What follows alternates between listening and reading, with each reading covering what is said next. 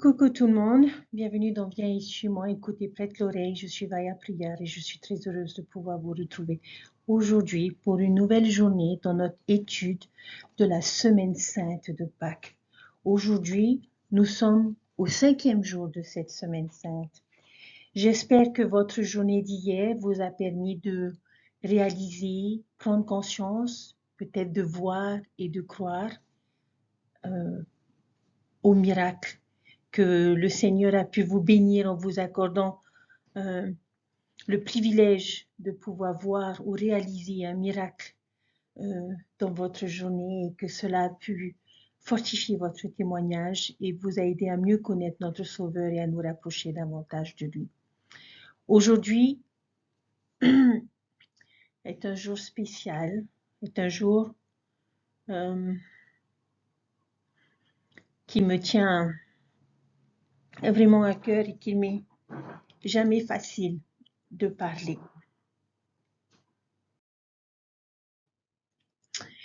Aujourd'hui, chers frères et sœurs, nous allons découvrir Pâques et nous allons découvrir les souffrances de notre Sauveur dans le jardin de Gethsémani. Puissions-nous, en ce jour spécial, nous tourner vers le Sauveur et son sacrifice expiatoire. Jésus a observé le jour sacré de la Pâque avec ses apôtres. Il a institué l'ordonnance sacrée de la Sainte Seine, au cours de laquelle ses disciples ont été invités à manger et à boire en souvenir de lui. Il leur a parlé du pouvoir réconfortant du Saint-Esprit. Sachant que son temps touchait à sa fin, il leur a commandé de s'aimer les uns les autres comme il les avait aimés. Cet amour serait un signe pour les autres qu'ils étaient ses disciples. Ces apôtres avaient parcouru un très long chemin depuis leur première rencontre avec Jésus. Et pourtant, ces paroles montraient qu'ils savaient que leur transformation en véritables disciples ne faisait que commencer. Après ce que l'on appelle souvent la dernière scène, Jésus a demandé à ses apôtres de le suivre toute la nuit dans un jardin tranquille appelé Gethsémani. Bien que leur maître leur ait demandé de rester éveillés avec lui, les disciples épuisés se sont endormis. C'était seul que Jésus a commencé à prier et a rapidement été accablé de tourments incompréhensibles. Là, dans le jardin, il a commencé à prendre sur lui les péchés et les souffrances du monde. C'était le début d'un sacrifice qui prendrait fin le lendemain sur la croix du Golgotha. Plus tard dans la nuit, Judas d'Iscario a trahi le Sauveur et les autorités locales ont arrêté Jésus et l'ont emmené chez Caïphe, le souverain sacrificateur. Et là, Jésus a attendu son procès jusqu'au lendemain matin. Revenons à ce moment où le Christ a réuni ses disciples pour le dernier repas. Il l'a fait pour qu'ils se souviennent de leur délivrance d'Égypte, parce que c'était la raison de Pâques. Mais il a en même temps changé la définition de cette délivrance avec celle de la délivrance du péché et de la mort, parce qu'il allait devenir le plus grand libérateur. Il a institué l'ordonnance de la Sainte Seine en leur enseignant ce qui arrivera avec son corps et son sang, afin d'être libre. Chers frères et sœurs, Jésus-Christ veut que l'on se souvienne que nous avons été délivrés. Après ce repas de Pâques avec ses disciples, il traverse la vallée de la Galilée jusqu'au jardin de Gethsémani, où il va accomplir son sacrifice expiatoire.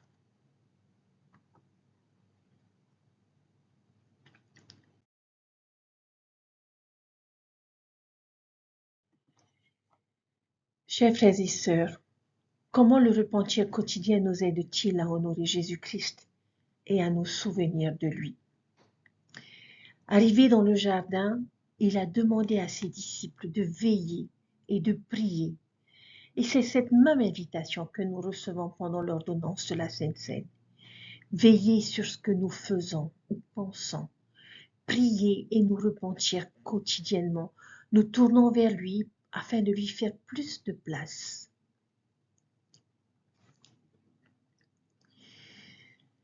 Alors, chers frères et sœurs, aujourd'hui est un jour où nous devrions nous souvenir de son sacrifice, parce que c'est ce que nous nous sommes engagés à faire, et ce, chaque dimanche, toujours nous souvenir de lui. Alors mon invitation pour ce jour est de passer notre journée le cœur et l'esprit tournés vers notre Sauveur Jésus-Christ, à veiller et prier. Une bonne façon de le faire est en écoutant de la musique de l'Église qui nous aidera à nous souvenir de lui. Puissions-nous laisser de côté tout ce que nous avons l'habitude d'écouter et de regarder et faire de cette journée une journée centrée sur lui, que ce soit dans notre voiture ou dans notre maison. Nous pouvons aussi nous repentir parce que c'est une façon de nous tourner vers le Sauveur. Nous pouvons prier, nous pouvons aller au temple. Si nous faisons toutes ces choses, elles changeront notre cœur et nous tournerons vers le Christ. Ce peut être également une bonne occasion d'évaluer notre relation avec le Sauveur. Puissions-nous aller dans nos Écritures, nous agenouiller plus souvent et méditer davantage. Chers frères et sœurs, le repentir, c'est nous concentrer sur lui au lieu de nous focaliser sur nos faiblesses. Le repentir, ce n'est pas se focaliser sur les péchés, mais c'est se focaliser sur notre Sauveur Jésus-Christ. Le président Nelson nous a maintes fois invités à nous rapprocher du Christ au moyen du repentir. Il a dit « Rien n'est plus libérateur, plus ennoblissant ni plus indispensable à notre progression individuelle qu'un repentir régulier, quotidien. Le repentir n'est pas un événement, c'est un processus. C'est la clé du bonheur et de la paix de l'esprit. Associé à la foi, le repentir nous donne accès au pouvoir de l'expiation de Jésus-Christ. Je prie que nous trouvions le pardon, le soulagement, la paix en ce jour spécial où nous nous efforcerons de nous souvenir du sacrifice expiatoire de notre Sauveur Jésus-Christ. Combien mon cœur est rempli de reconnaissance et de gratitude pour qu'il m'ait suffisamment aimé pour avoir choisi de rester là et d'accomplir ce sacrifice pour me sauver, pour vous sauver, pour sauver le genre humain. Il a accepté cette coupe amère parce qu'il m'aime et parce qu'il vous aime.